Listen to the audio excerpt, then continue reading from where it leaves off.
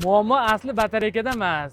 Videoni ozgina o'tkazib yubormay tursangiz, men sizga buni tushuntiraman. Yana bir muammo haqida ma'lumot bermoqchimiz. Ya'ni oxirgi paytlarda juda ko'p shikoyatlar batareyka masalasida bo'lyapti. Ya'ni oz muddatga yetyapti, 1 kunga, 2 kunga yoki 3 kunga.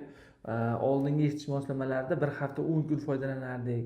Batareykalarda sifati buzilib ketdi deb shikoyatlar tushyapti.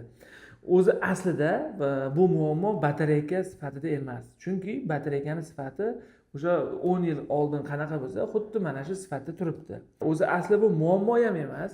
Ya'ni eshitish moslamalarimiz kundan kunga, yildan yilga takomillashib, misol 1 sekundda bajaradigan funksiyalar, masalan, uni imkoniyatlar darajasi oshib bormoqda. Masalan, 5 yil, 10 yil oldingi eshitish moslamalari mikroprotsessori 1 sekundda 10 ta vazifa bajarsa yoki masalan 1000 ta vazifa bajarsa, hozirgi eshitish moslamalarimiz sekundiga 100 minglab, millionlab vazifalarni bajaradi.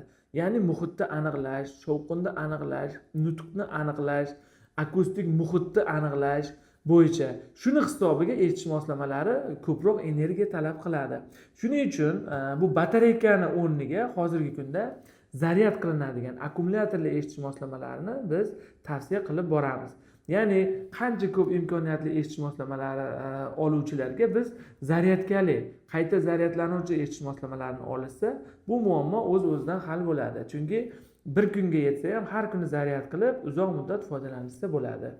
Agar bu eshitish moslamalari haqida individualniy savollarga yana alohida ma'lumotlar berib o'tishimiz mumkin. Bunda bizni telefon nomerlarimizga aloqaga chiqsalaring bo'ladi.